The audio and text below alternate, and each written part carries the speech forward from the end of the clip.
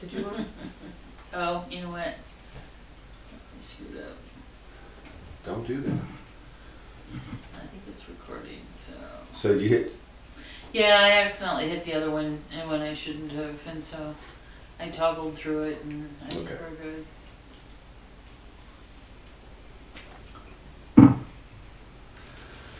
Alright. Yes, the rain today. Rain in Spain stays mainly in the plain. Again. Name that musical. Yeah. Again. But the rain in Mount Shasta is everywhere. So, are we live? Yes. We're live.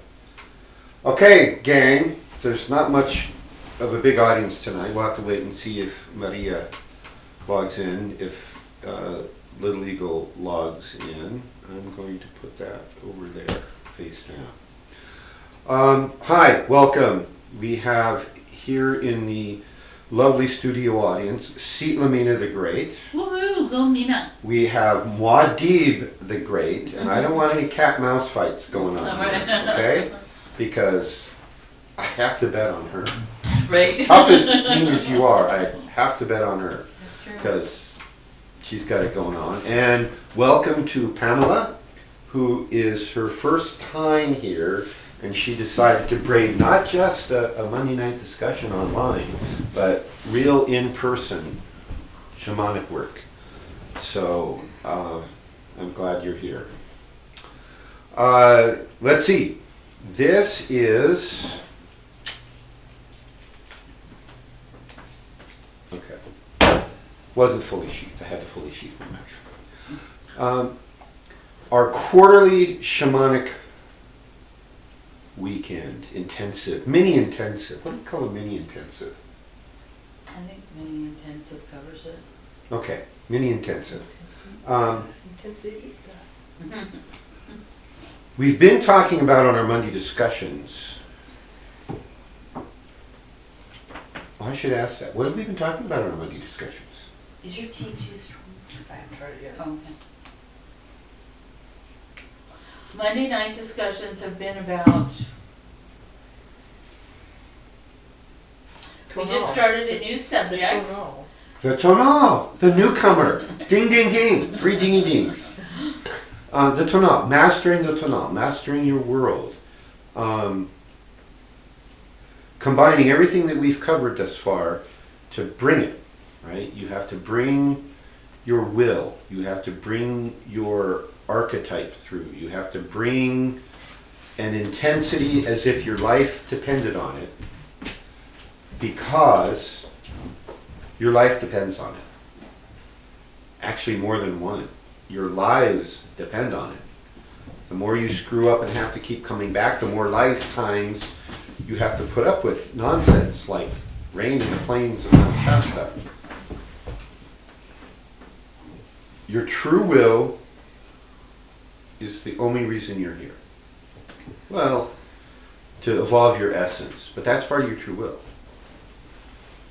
So, learning how to bring it, and so we're going to be talking about some things pertaining to that tonight and tomorrow, and it's all revolving around this concept of mastering the tonal. So tonight, I'm going to be talking about Plato's allegory of the cave. Some of you may have read it. If you've heard me, if you paid attention over the last few years, you've heard me say it. But I haven't actually ever sat down and walked everyone through it. So Plato was a Greek philosopher back when philosophers were the real deal. Not like some of these modern, watered-down philosophers who took a weekend seminar and they have a certificate, right? And so now, I'm a philosopher, right? So it's none of that. This is the real deal. They went to school. So here's a trivia question. Where does the term academy come from? Aristotle. Is that your final answer? That's great. Who are we talking about tonight? Academia. Academia? Was it a place? It was a place. It was a place? It's the name of Plato's school. Plato's. Plato was all set to be a politician. And then Socrates was executed. And that greatly disturbed Plato to the point he gave up the idea of a career in politics and he founded a school that he called the Academy. And that's why we now have academies on almost every street corner, like Starfleet Academy, right? And he founded the school because he was basically upset with the politicians for having killed having killed Socrates for the crime, the horrid, sinful crime of Corrupting their youth. corrupting the youth by Asking questions. teaching them to think for themselves. Ding, ding, ding. Thank you. Ding.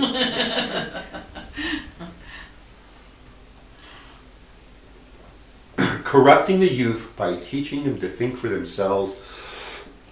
So let's kill them. Let's kill them. So they did.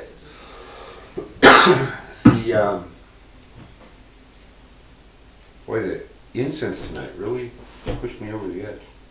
Coffee, you mean?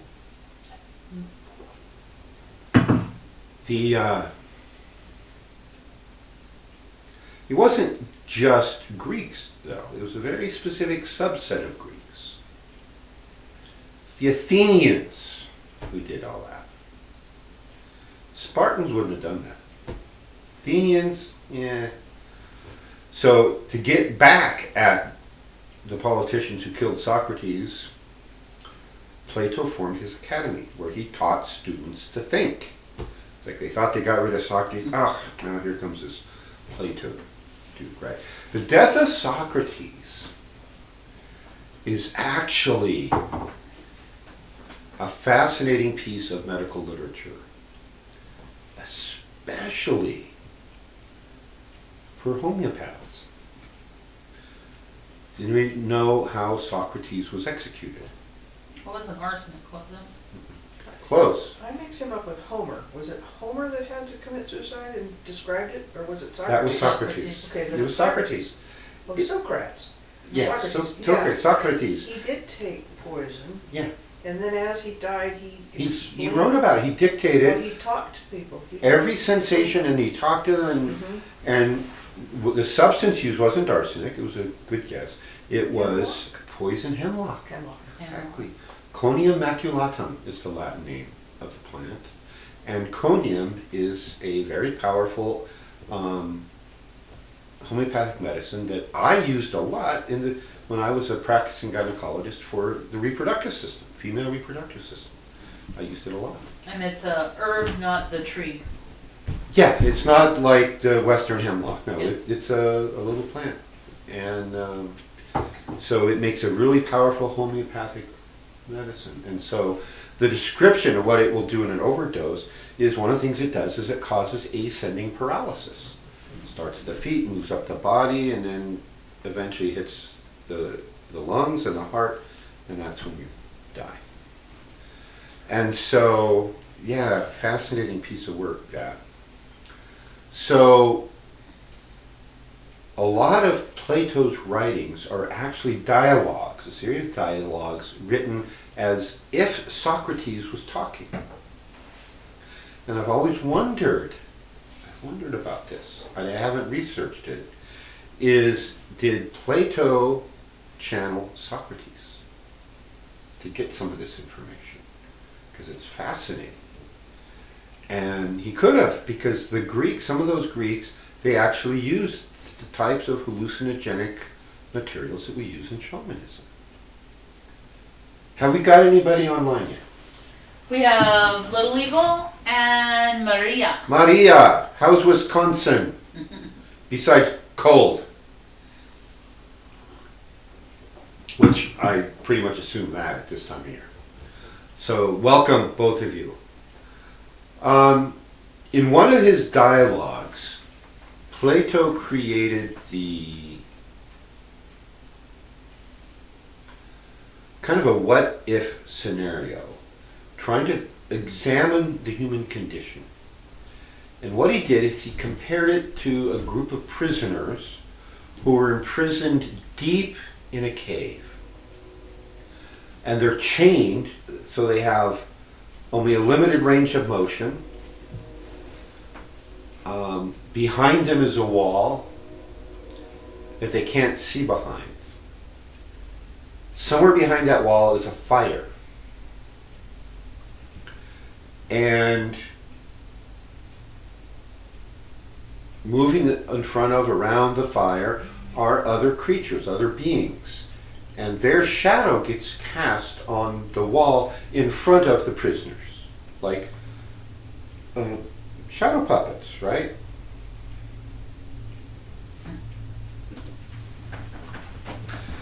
I need a stronger light. Yeah, it's barely visible here. And their job then is to, these prisoners, is to interpret everything there is to know about the world by observing the shadows. That's basically their only sensory input. And what can they observe, what can they determine about their world? Well, sometimes the fire started to get a little low. And so the light gets dim, there's less distinction with the shadows in the background. Then somebody remembers to add wood to the fire, and then the fire gets brighter, and then the shadows come back. Sometimes there's lots of shadows because there's a lot of people walking around doing things, and the shadows appear to be acting at random, crazily. Otherwise there's few or no people there, and they're like, what? And they have to try and figure out, okay, when will the fire get light? When will it get dim? When will something throw food over this and food appears? And that's their only input about the universe. And so then the hypothetical, theoretical thought question that in Plato's dialogues is, how likely is it that they will get anything about the world right under those circumstances, those conditions? They can't move, they can't leave the cave, they may not even know there is anything outside the cave. What if they've spent their whole life here in this cave?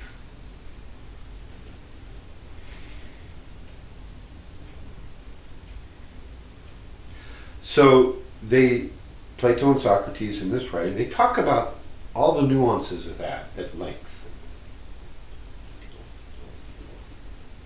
And then the next phase of the hypothetical is, what happens if one of the people is unchained and taken up outside the cave and shown that there's another world beyond this one, that this is all they've ever seen is this cave here, this room, and somebody comes, hey, buddy, there's a door over here and it goes out. What do you mean out? There's more worlds beyond this one. What? Yeah, come on. And as they walk out, he suddenly has a view behind this wall that he was chained to. He can see the fire, he can see the other creatures, and that right there blows his mind. He might instantly then want to run back and tell his acquaintances that are still chained down in the dungeon. No, it's not, your hand up, there's a fire, there's this big glowing, burning hot thing, and then there's other people. What do you mean other people? So that's all hypothetical. What would happen? And they would mostly think he's crazy. But then they take him up outside of the cave into the sunlight. what would he think that, his eyes are not used to that, right? He's never been exposed to anything that bright. It might scare him, he might run scurrying back down into the cave. Or if you can keep him calm long enough that he starts to look around, and oh my goodness, look at this whole world. There's light and water and trees and grass and dogs and cats and llamas and butterflies and barbecue joint. That tastes pretty good, you know. Those kind of things would happen. And, you know, somebody will show him a Starbucks. Poor soul. I see more than one. Yeah. So, if you could get him out there, the speculation is, would most of them be so afraid by all this that they'd want to go back to the safe comfort of what they knew? Or what percent would want to stay out and experience this glorious new world? And some of them would probably want to experience the glorious new world, but felt compelled that they had to go back and tell the buddies they left behind. So then the next phase of the hypothetical is, if he goes back to tell everybody, what would their reaction be? Would they believe him? They might not even believe him about the fire and the other people, just out of view. But then would they believe him that there's something big and bright and want all the stories of grass and birds and water flowing, and they'd think he's nuts.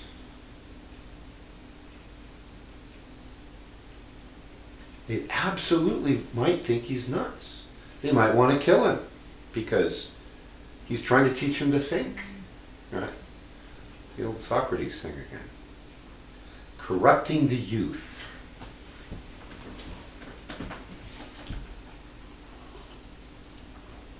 So that's Plato's allegory of the cave. It's one of the volumes in Plato's Republic. Do you remember which one? Is it 7?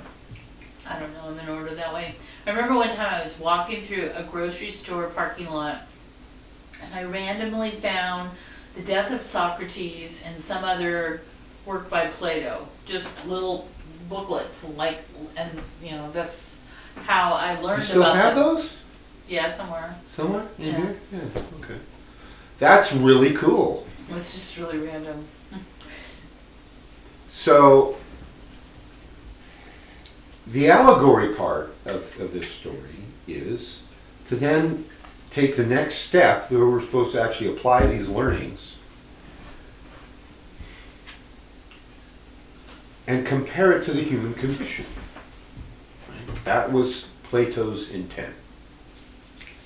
Was that human beings here on Earth are the equivalent of the people chained in the cave. That's the little connection that hopefully people get.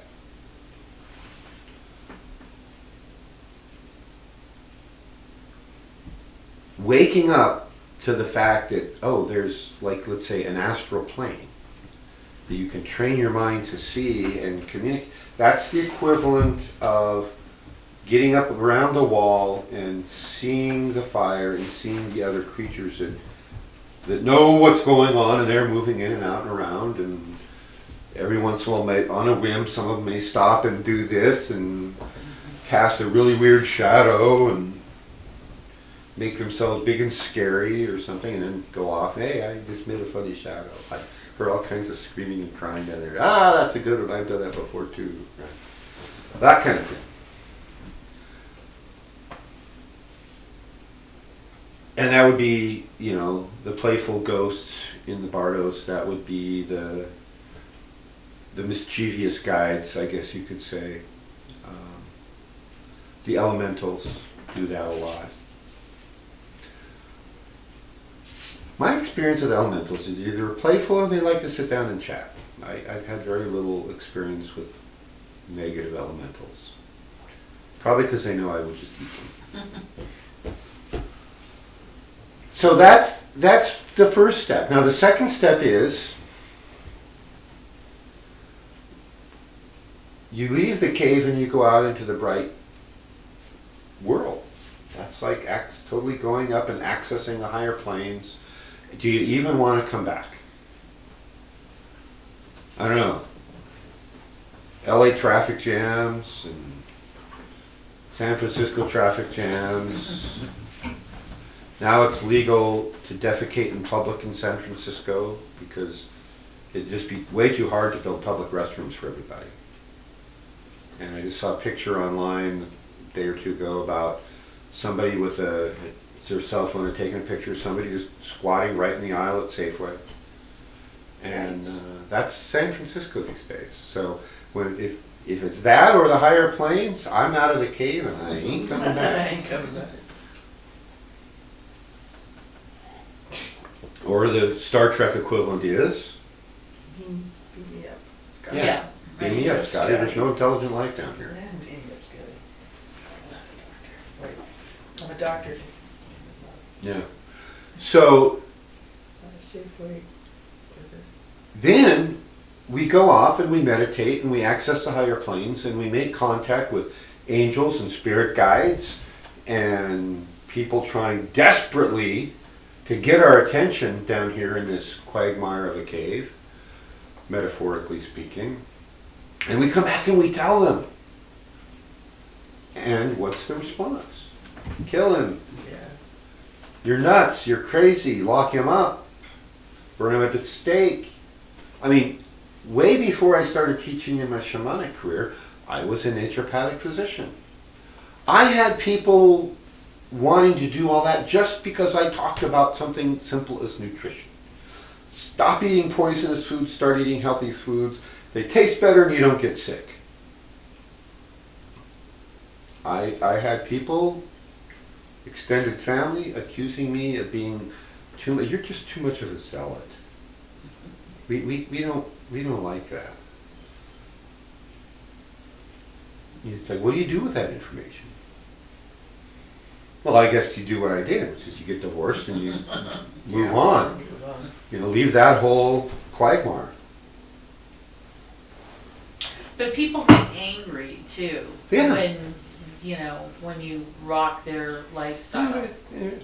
So in this piece of writing I'm doing right now about the handbook for the recently incarnated, that's one of the things I talk about is that people get so attached to an artificial reality that they don't want the truth. You can't handle the truth. Yeah. Right? Yeah. Just like Jack Nicholson's character said in A Few Good Men, right? You can't handle the truth. What was the name of his character? Anybody remember? This is a test for one dinghy. It's an army show. Major right? pain. No, Captain. no. Captain Ahab. No, he was a colonel. Colonel. He was Colonel Jessup. Jessup. Colonel Jessup. Had nothing And to the do Tom with Cruise colonels. character who was the attorney interrogating him at the time, what was Lieutenant This Caffey? is still an army show, right? No, it was Navy and Marines. And it was, Guantanamo. yeah, Navy and Marines. But it's actually a good work movie. That's a good movie. It's a very good work movie. And not just a good movie. When we talk about it teaches higher spiritual Oh, okay. truth. So, like, the first Matrix is a good work movie. Second and third Matrix is, so, and so forth. Pulp Fiction, good work movie. Rocky Horror Picture Show, good work movie. Talk about that. You go back far enough on my YouTube Okay. site, I know we talked about I'd like to talk about Pulp a Fiction. couple of those. Pulp Fiction blew my mind. Yeah. Yeah. I was just sitting there going, Yeah. it was Los Angeles.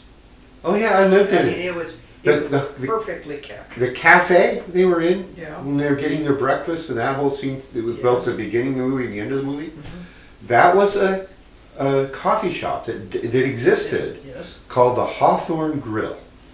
It's located in the city of Hawthorne on Hawthorne Boulevard. Right. I've been there. Yes. I ate breakfast there once. And then a year later, they had shot the movie, and then shortly after that, it was torn down. It's Oh, gone. really well. But I ate there. I'm like, they show you, especially the view where you're walking in and out, they had this really classic 70s sign. I've eaten there. I'm like, wow, I've eaten on a movie set. Didn't know it was a movie set at that time. So yeah, that's what I mean by work movies. Okay. Yeah, there's good stuff in A Few Good Men. Basically, anything can be a work movie if you watch it with attention. So rather than just being the viewer, is to, you know, be Entertain. awake and You know, it's not just entertainment anymore. It's for higher work. So Plato's allegory of the cave is presented in a way to get you to reconsider the human condition. So this is kind of a nice follow-on from the series we did this fall called The Humanity Experience. Right? I could have done the Plato's allegory of the cave experience, but we're doing that now, so I couldn't do it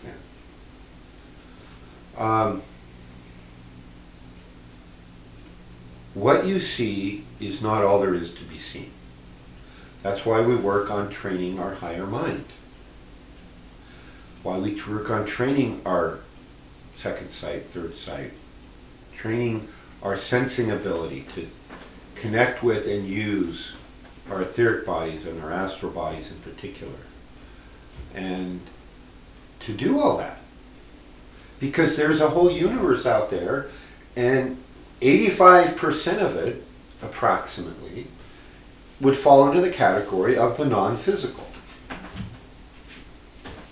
So this is physical. It's matter solidified. It's waves that have solidified long enough that it's semi-permanent matter. It'll dissipate back eventually, but hopefully not before the end of the show, because then all my stuff would fall into place.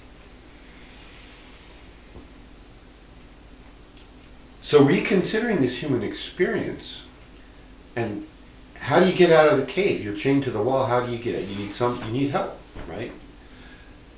That's where your holy guardian angel comes in. You learn to communicate with your personal holy and guardian angel, your personal daemon, and they will be the guides. They can show you how to unchain. They can show you how to walk out. But what's the key? What's the one thing you have to do to make that happen?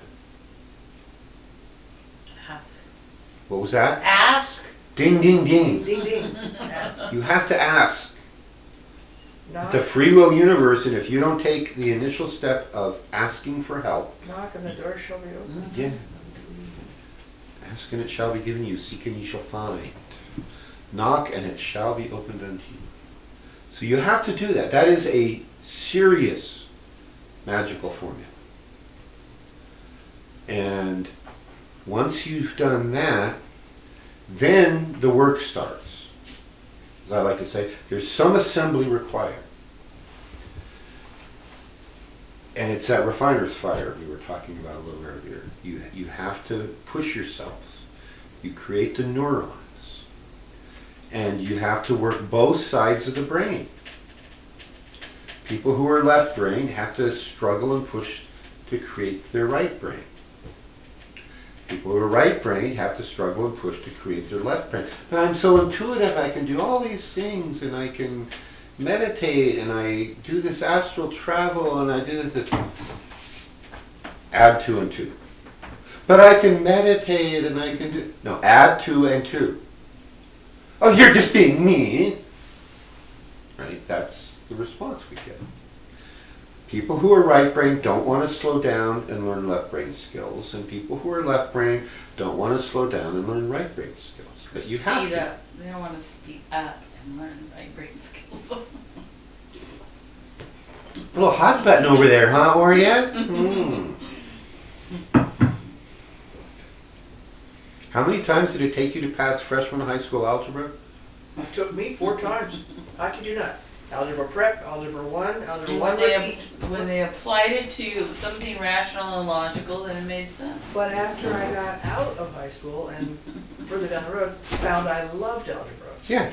And flew through it and just really enjoyed it. My experience in mathematics was I was always really good in math. Didn't matter what kind of math. And I remember it's like my last year in middle school or junior high, somewhere around 8th grade, in Washington State at that time, they give all the students a math test. And I remember at that time, I didn't find this out until later, but the school, my mother worked at the school, so I got some inside information on this. And all the teachers were amazed. The math scores came back, and a girl in my class was the second highest score in the school. And they'd never had a girl in that school score that high before. Oh, this is amazing, little so-and-so is just incredible. And then finally, after raving about this girl, one of the other teachers said, okay, so she was second highest. Who was first? Oh, Arlen Cage was first, of course. Of course. They were expecting it. Oh, yeah, of course. And then all of a sudden, one of the other teachers turned to look at my mom. She wasn't a teacher, she was on staff. She ran the computer department where all the grades got entered and did all that. She said, Ethel, isn't that your boy? And she goes, yeah. And all of a sudden, every eye in the room, that's your son? It was almost like a, you are the mother of the genius, kind of moment for her. And she was like taken aback. But yeah, and so Wait a minute. math came in. She worked in the area of the school where the grades got compiled and. Hey, Except the test wasn't administered by you, it was administered Wait a by. minute. Hey, that's a good idea. I never thought of that. I'll have to accuse her of that. Yes. But in my defense, A, I didn't get caught doing anything wrong taking that test. And B, I did go on to become a rocket scientist. Well, okay. So I actually knew math. Okay. But then I got to college. And math professors, I officially decided, were idiots. They were talking about all this theoretical hoo-ha and all this stuff, and I'm like, this isn't like any math I ever saw before. And I'd done calculus and trigonometry and all the high-end stuff. And so I struggled in math in college. And in the middle of my second year of college, I'd had 3 semesters of calculus, is what it takes to get up to a certain point. And I'd had 3 semesters of college physics at that point, the rigorous stuff, not the baby stuff that I used to teach, but later on after that. Then we get into the first day of class, second semester, second year of physics. So second year of physics is all about modern physics. This is the relativity and the quantum mechanics and all this kind of stuff, right? And Dr. Gunsel gets up and he says, okay, so you smart folks just finished your 3-course series in calculus, so you guys know calculus, right? And we're like, oh yeah, no, bring it on. He says, okay, I'm going to put 2 problems on the board. 1 differential and 1 integral. Anybody who gets both problems completely right gets an A in this class, and you can leave right now. Starts writing on the board, and we're like,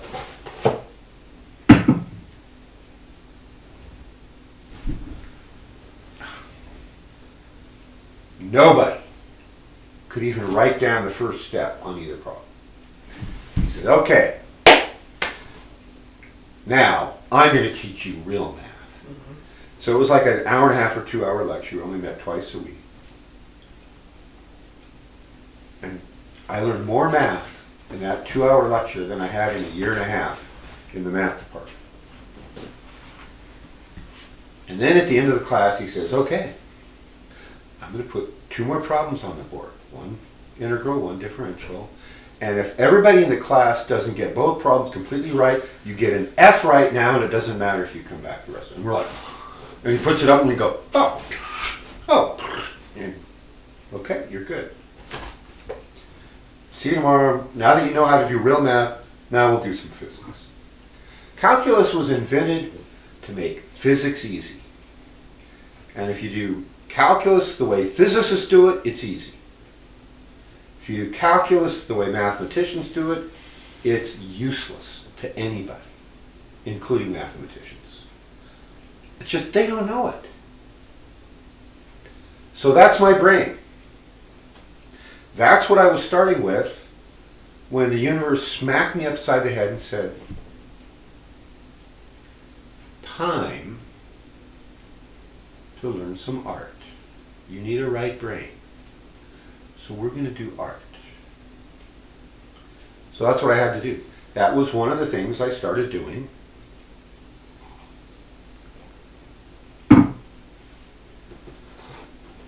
When you married a right brain. Yeah, when I married my right brain.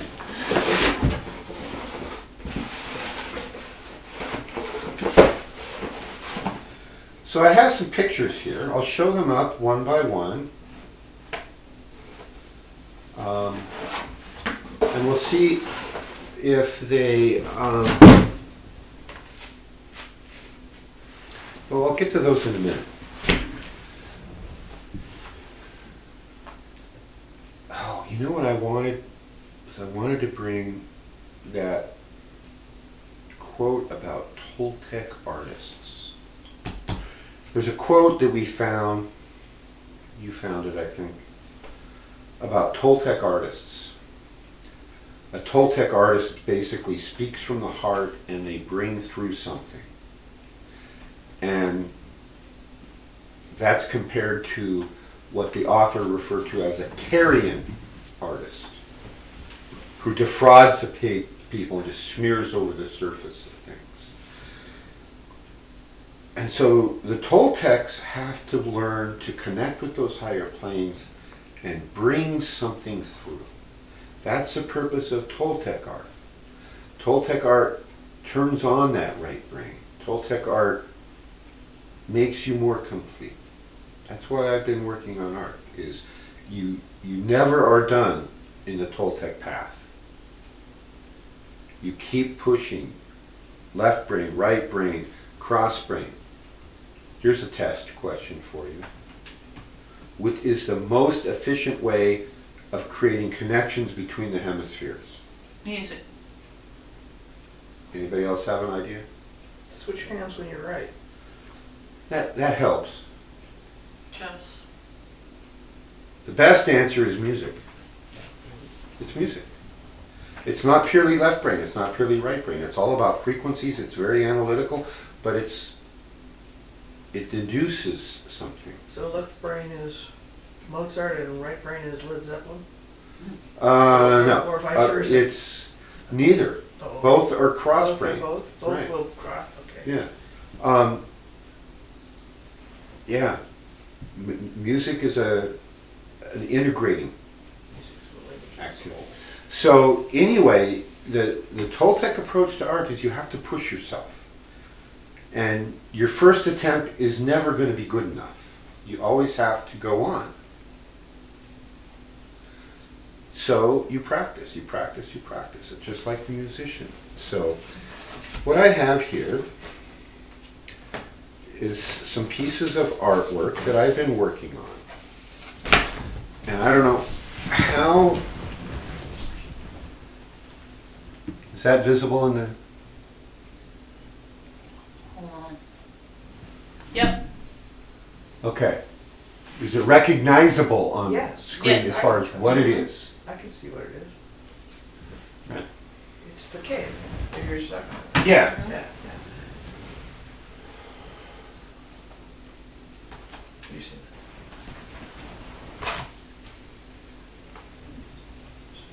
These people. And here's another one.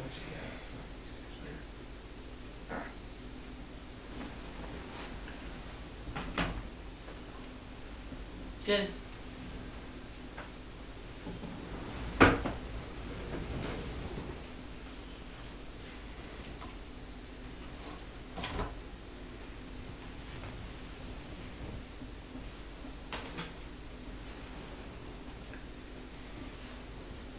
Good.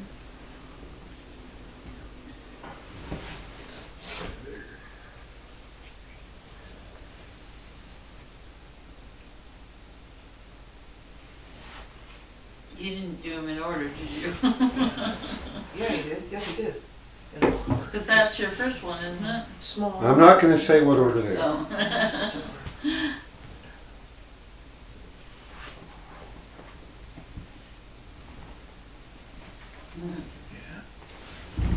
Yeah. Put that one there and that one can go there. Or either way. So what I have here is I have 5 different versions of a painting depicting the allegory of the cave. And the way the Toltecs work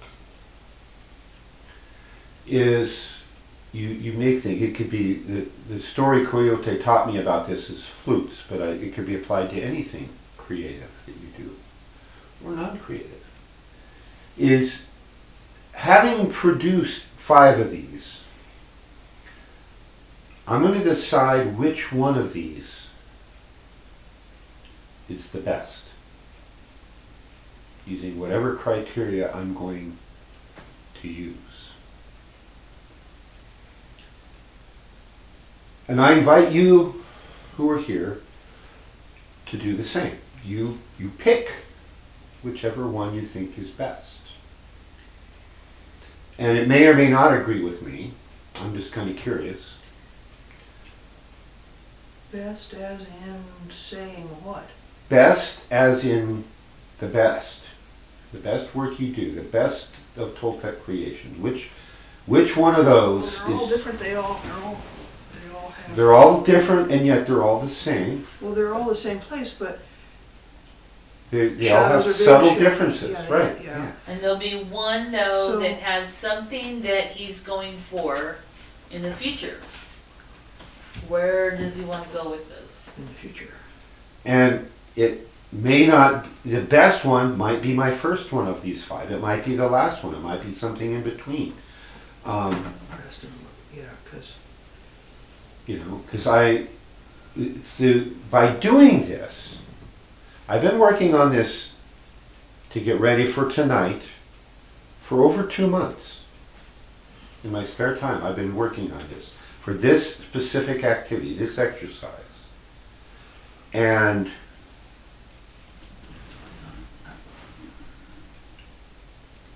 then the 4 that aren't the best, we're going to take outside and we're going to burn them. oh, okay. They will be destroyed by fire. This one shows somebody leaving. Yeah? This one, he's gone. But what does that make it best of? I don't know what that makes Well, it best of. Well, You know, tell the story of the flute maker, because I think that... okay, so the These guys are The still story, yeah, the story Coyote told us about this was a flute maker. There's a woman who made flutes. She made them by hand. She carved, drilled, did all the work herself. And they were very nice flutes. And she wasn't a formal student of his. And he came and he played 1 or 2 and it's like, yeah, these are nice flutes. And then he asked her, would you like to take your flute making skills to the next level and make all of them better than any of the ones you're making now? And she said, yes, I want to do that.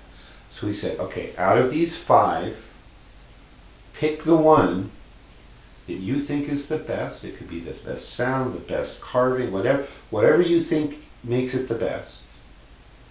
And you put that on a shelf and you take the other 4s out in the yard and you burn them. And she was, oh no, I can't do that. They're my babies. And he tried to explain, no, you need to purge from yourself whatever it was that wasn't good enough on the 4. And so the act of burning the ones that aren't good enough is a psychomagical ritual that is going to attune something in my mind. Okay. So And the flute maker Mhm. was horrified. And she left and he never saw her again, to my knowledge. So I took that on as a challenge when I decided, okay, I'm going to do some serious art, as serious as I'm capable of, Oh, finish your sentence. capable of, and so I'm going to do this. I'm going to pick one of these, and the others are going to get burned. And that is going to, the things that I know weren't right, the way those were done is going to get burned and purged. This is the way of burning the dross. I think Have sometimes you we already don't. made your choice? I'm not going to answer that question. Okay. I think sometimes we don't always know what it is, and that it's not necessarily so that it's wrong. It's just that there's something special about this one. So we're trying to find what best expresses what you were telling us is the story. Right. So the allegory, this is a depiction. It's not what's the best painting and what's the best technique. Or It could be all of the above and more. Okay. Do you want to make an opinion, or shall I go ahead and Yeah, just jump in? Yeah. In my estimation, first of all, I'm tossed between these two, because here is the man being brave enough to leave. He hasn't gotten out of here yet. Here he's gone. He's gone, and he hasn't come back. So he, maybe he'll come back, maybe he won't. Maybe these people will follow him, maybe they won't. If he did come back, maybe they'll believe him or they won't. But he made the journey. He left. So to me, this is the best one. Okay. Although, if you were to take this right off the top, nobody would know the whole story because there's still just 3 instead of 4. Right. But- And then this one has 5. So 5, yeah. So this just shows them being stuck. right. This shows them Something's happened. that Yeah. I only know one of them is left because I counted. But how do you know how many there were to start? That's right. I don't if I start with this. You don't. Okay, But the fact that that's what you grokked from that, Right. that It's a whole nother That's level important. of understanding that probably hasn't been brought to the table yet. So, right. what So about you, Sarah? I'm drawn between these two. this But I one, think- this one, For me, it's like, it's the detail and the colors. Mm-hmm. Yeah, this is, And what I don't like about this one is you can't really see the people down here, it's too dark. But I Right. like the overall darkness that- of that one compared to that one. you But know, this one you can see the details a little better, so I just keep getting drawn I like between the those ones two. that online because I've seen them up close, but when you put them on the camera, where you could really see the shapes in the back on the wall, Right. they looked like they were really moving and stuff. Right. So everything that you have mentioned about the colors, the shapes, the contrast, those are all the different things I was playing with, right? And so, an experiment. And it was fun. So it was play and it was work. This is me pushing my envelope, right? And I'm doing this in part because I'm driven to do this, and I'm sharing this with you, my students, because I'm trying to lead by example. You all need to be pushing yourselves more than you are. So that's what I'm doing. So Yvonne says, first of all, she says, nice allegory of the cave, Plato style. Nice art, Golden Eagle. And then she says, you're going for what comes through from the higher realm. It's resonance when picking. Yeah. Yeah, exactly. Good, well said. Ding, ding, ding. She asked, can you show the artwork so that we can see the 2 people picking? Oh, let me put it on the other Yeah, camera. go with this camera and I don't know that they're still in order. the order is irrelevant. Okay. So this is Mohadib, for all of you online who know Mohadib, and this is Pamela, who's new to visiting with us today. That. Right. This is the microphone. You can look at that all you want and nobody will see you looking at it. Yeah, right. So, and then do you want to hold up at least the ones that you guys are talking about, or do you I'm going to hold up all of them again, Okay, I'm going just back. in the order of what's closest to me. Okay. So, there's that one. Wait, is it that camera? Which one? No, now we're I back. moved it back, yeah. She has a switch and she can move it magically. There's the red light. this one. Drop it down just a titch, yeah.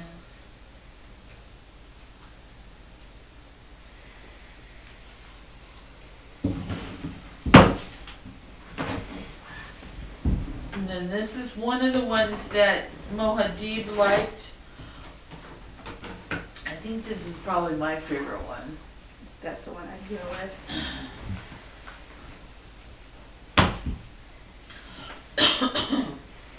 This is one of the Drop two it. both Muad'Dib and Pamela were considering. And yeah, and Pamela's point is this shows that someone's already left the cave. And I think they this got- last they one, got we see someone leaving, right? And this is some dust or this is the other one Pamela liked and was considering.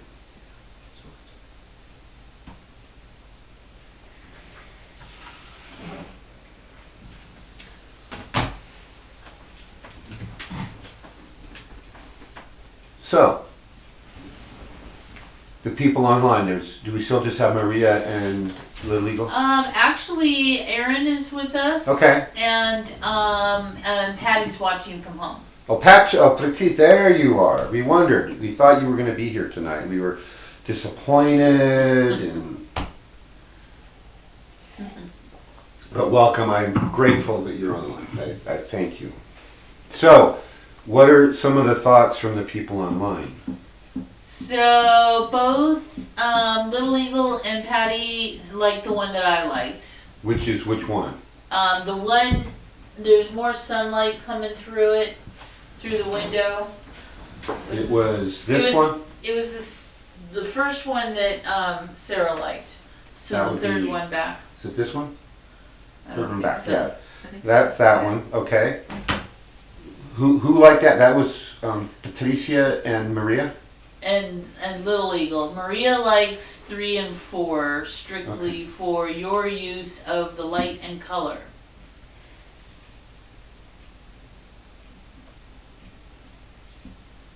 I think that one that we like has a lot of nice color in the fire. And you have it in the other ones, but there's more of a glow of the fire on the rocks and stuff around. Yeah, the glow of the fire. It's been really hard making fire. I had done some practices, little practice pieces that aren't in these 5 paintings. And the best fire I made was on one of my little practice pieces. And I could never replicate it here. I'm like, I'm trying and the paint just wouldn't flow and it wouldn't do it. And some of them I got too much glow and some of them I didn't get enough and some of them the stalactites and the stalagmites weren't right and some of them it's like, oh. Well, I have to say that this is a really hard subject matter. You know, to be showing pretty much the only light is bright light coming through a cave entrance and reflective light from a fire. Yeah. You know, and everything is seen by that. That's Through a glass difficult. darkly.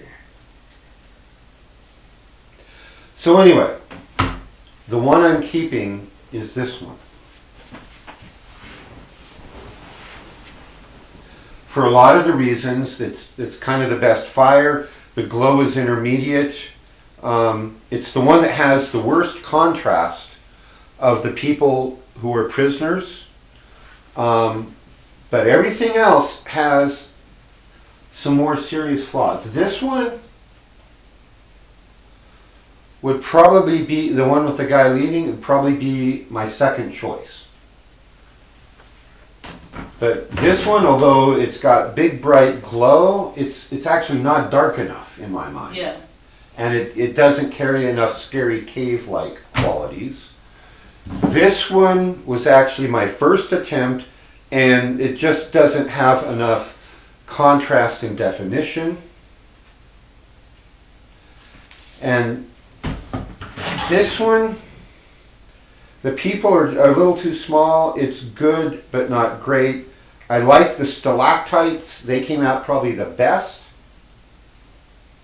Yeah, that's what I like. I think because everybody, the people and everything, you've got highlights and lowlights on them, which gives them more Right. of a three-dimensionality. Right. But overall, that's the one that carries the essence, more of the essence of what I was going for.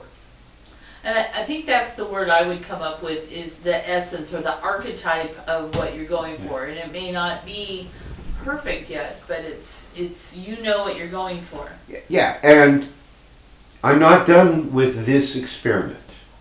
I'm going to do more Allegory of the Cave paintings. The next, and I may or may not burn some of them, but the next one I'm going to be doing on a bigger canvas that I have. And I'm going to try to capture, but I'll probably do on just some of my not watercolor, my acrylic paint paper. I'll probably do a couple practice ones, and then I'll do a big one, right? Because, you know, there was never, any of these 5, there was nothing perfect. I may just do 5 more. Here's one, I'll do 4 more, and then I'll do this again, right?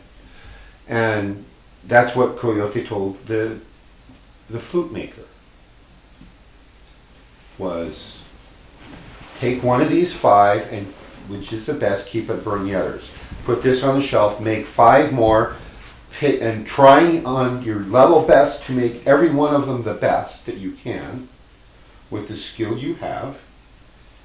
And then when you've got 5 more, pick one, put it on the shelf, and burn the others. And then when you keep doing that, when you've got 5 on the shelf, meaning you've made 25 and burned 20 of them, by the time you get to that exercise,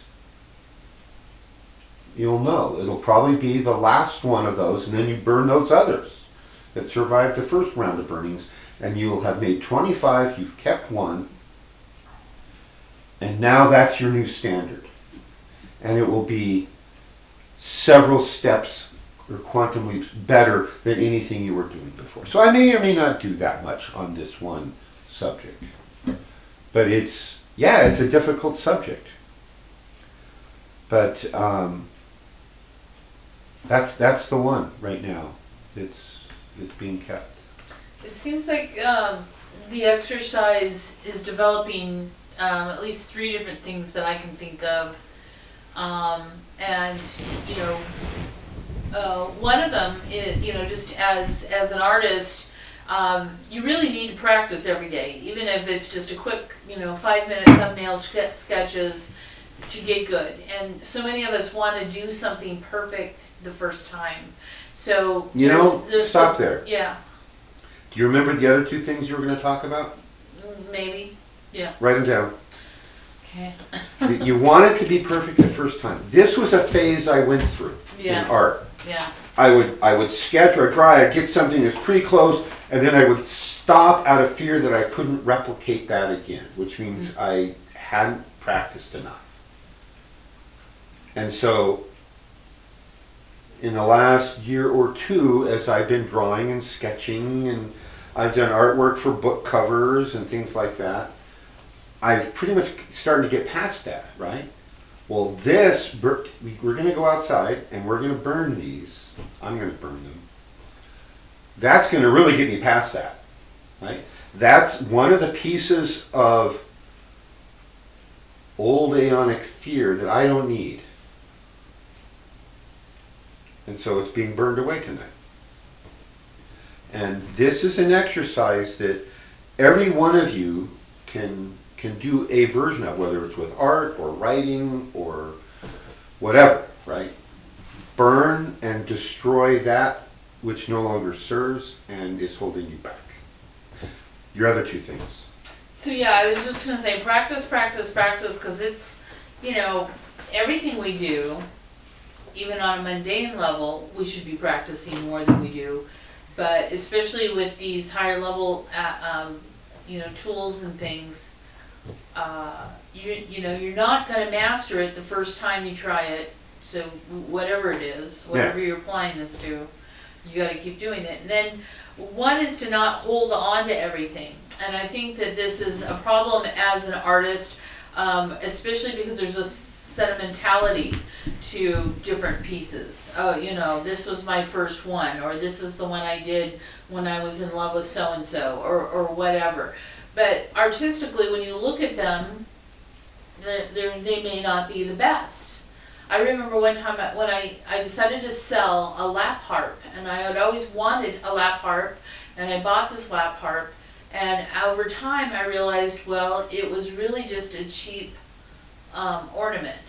It was made in India, and it wasn't Celtic, it wasn't, hand carved. It really didn't have a good soundboard and things like that. And I wasn't seriously learning how to play it. So I said, okay, well, if I'm going to seriously learn how to play it, I'm going to get a good new lap harp and then start there. And so letting go of that was really hard, because there was all this sentiment to it. So not holding on to everything. Is the camera on you? No. Could And you do that? All right, there we go. And then also just, I think is the idea to learn how to ascertain excellence. And that's not that you're competing against anybody else, you're competing against yourself. So it's really like, okay, I did it this way and it came out this way, so what if I did this? So that's that alchemist kicking in, pushing the envelope with what's possible. Mm-hmm.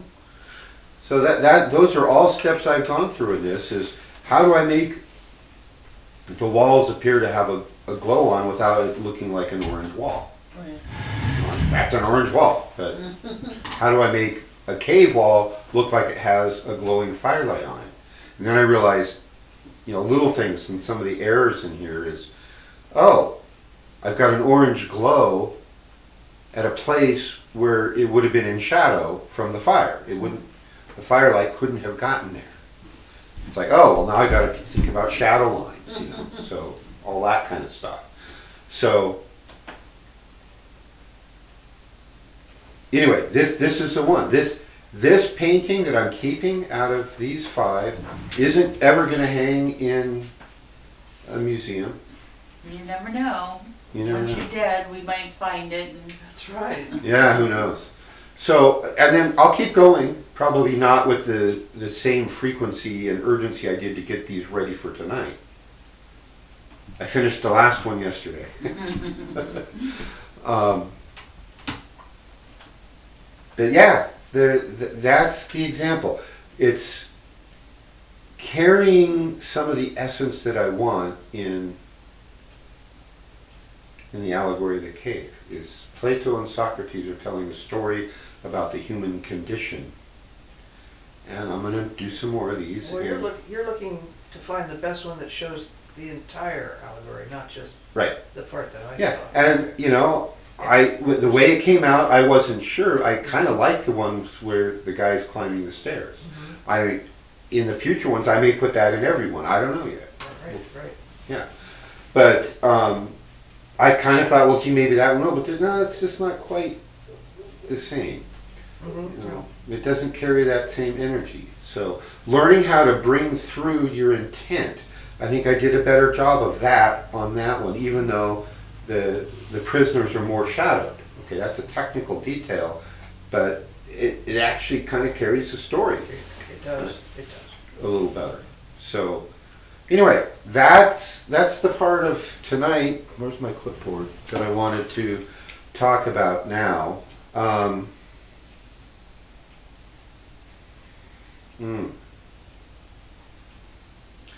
For those, no, we'll just talk about that in the morning. Okay.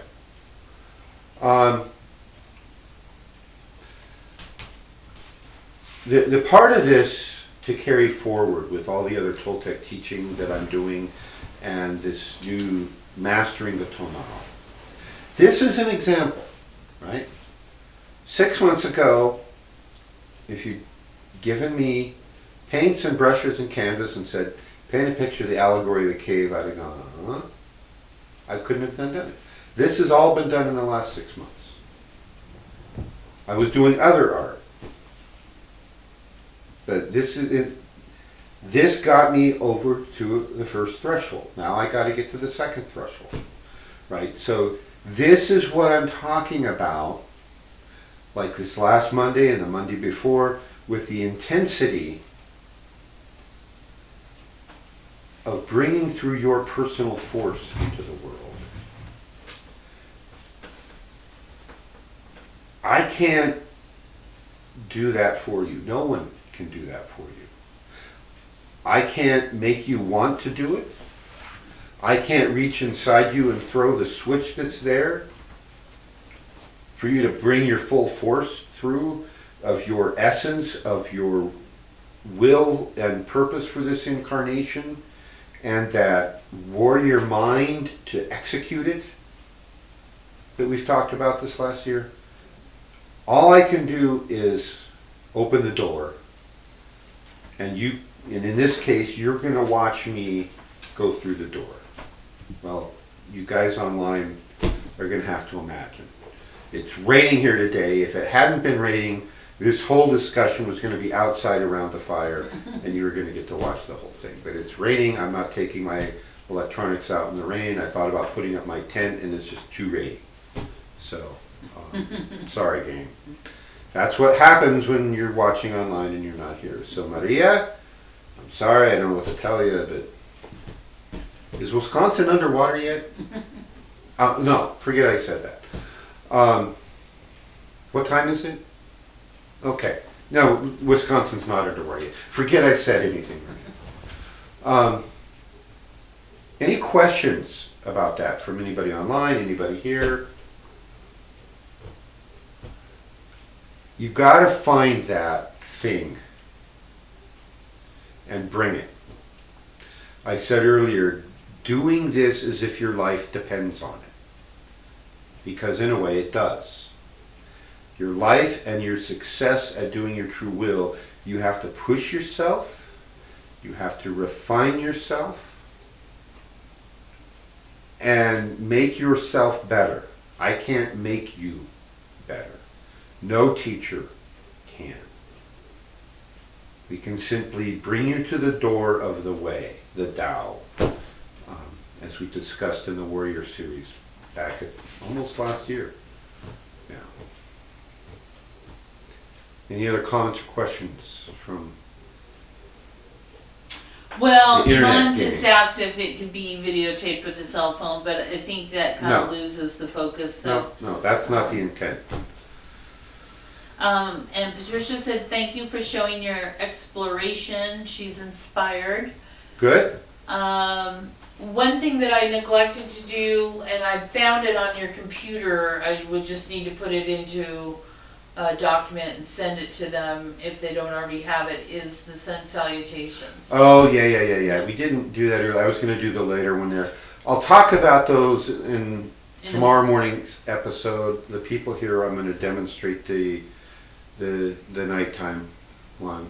Okay. The sun salutations are a series of postures we adopt and a mantra that we use at different times of the day to reconnect us with the natural cycles of this planet, which our human primate biological machines are actually designed to work in harmony with.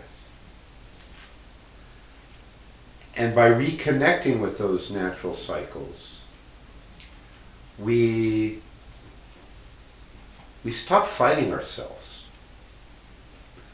It's enough work just getting the essence and the biological machine working in harmony. We don't need to create deliberate obstacles for ourselves like daylight savings time. I'm sorry, idiot savings time. Because only a village idiot would believe it actually saves anything.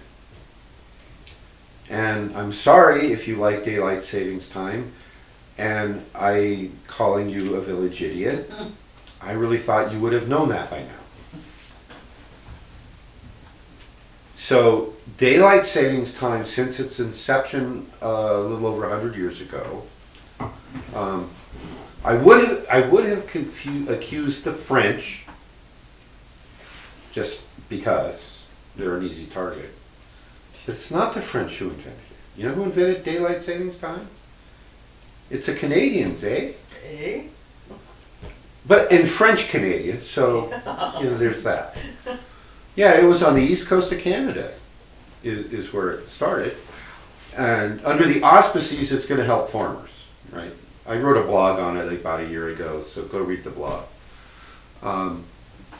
But it's that reconnection with the natural cycles. There's a different posture for sunrise, midday, sunset, and midnight, which we usually try to do right as we're going to bed. And it's very powerful. Our biological machine will stop fighting.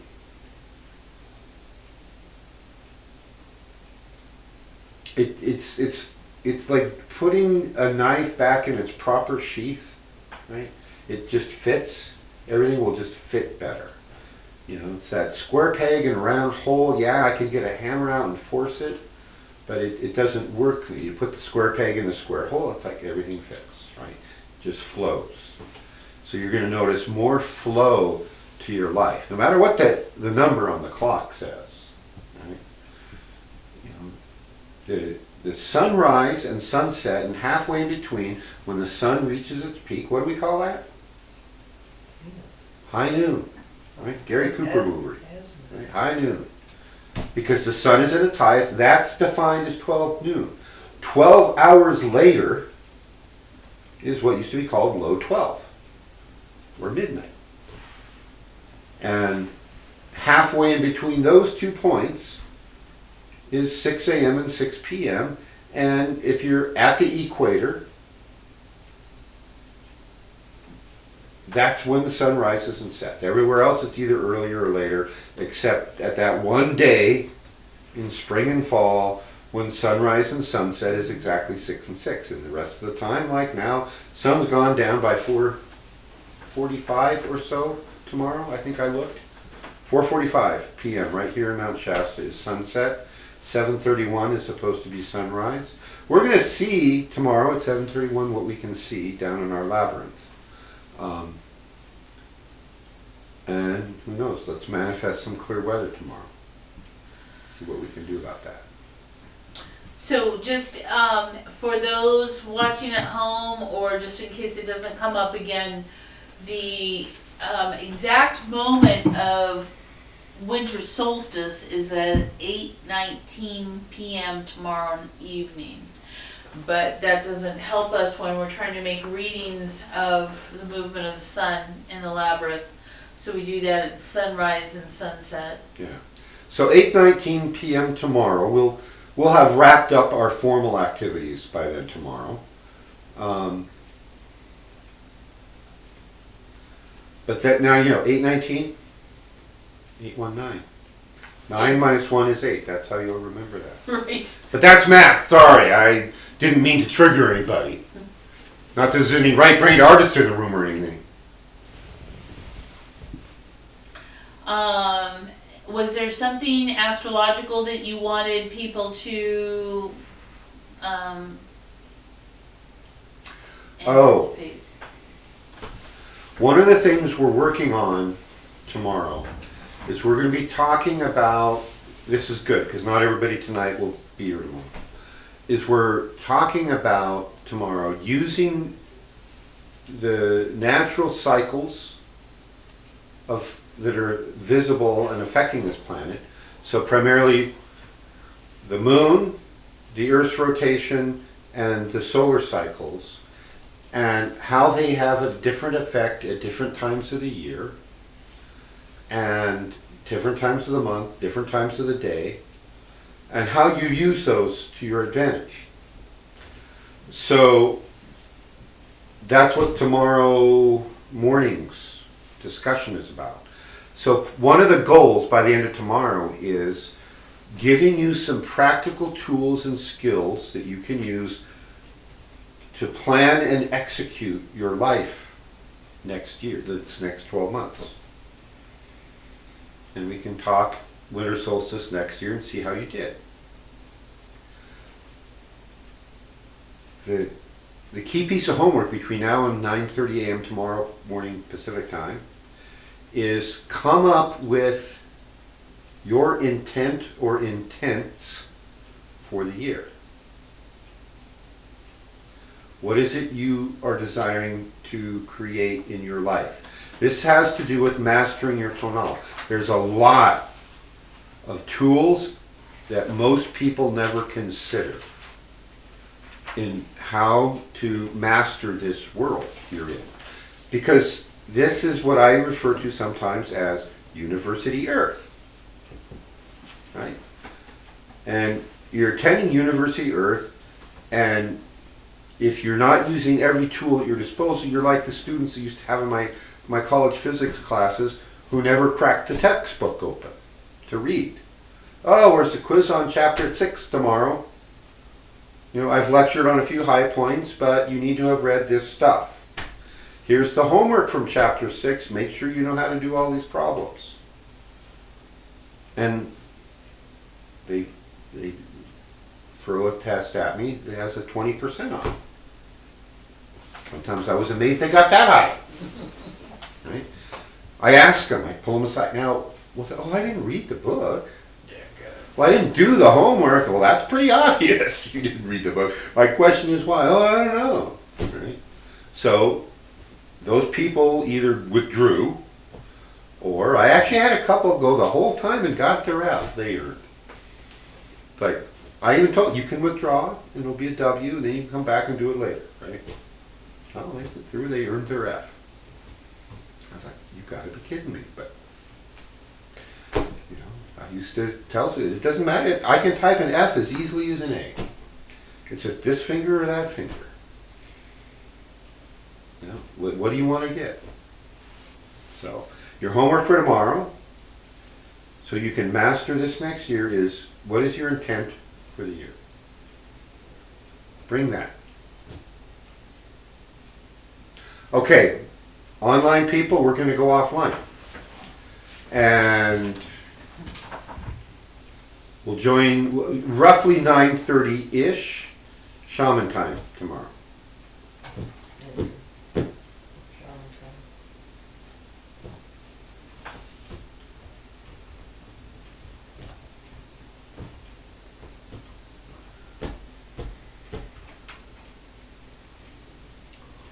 All right. Let's go have a bonfire.